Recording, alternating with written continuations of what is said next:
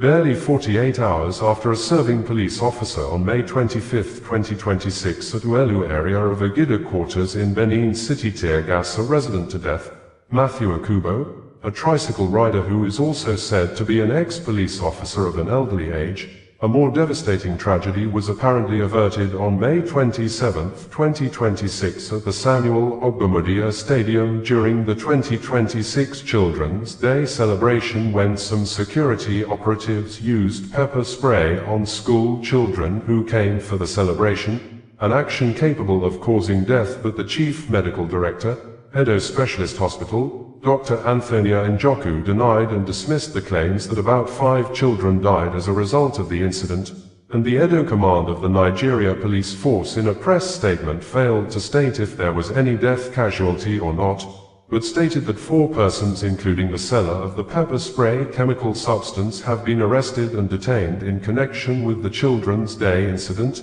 adding that the policeman who caused the death of the tricycle rider has been in detention waiting to be arraigned for possible act of murder. Our research study shows that a less lethal weapon of chemical substances like tear gas and pepper spray may be seen as an act of deliberate murder or attempted murder if used on a closed range, enclosed environment like hall, big or small, because the chemical substances from our assessment are meant only to be used on a long-range open-air outdoor spaces where people have alternatives means to run and leave the contaminated areas, and in line with global standard on the use of the chemical substances. Tear gas is never meant to be used on vulnerable populations or individuals with medical conditions, as international bodies like the United Nations Office of the High Commissioner for Human Rights, OHCHR, and health organizations warn it can cause permanent injury, severe complications, or death. In addition, the chemical causes instant airway constriction that can trigger fatal respiratory failure in people with asthma or COPD, a severe risk that prompted the American Thoracic Society,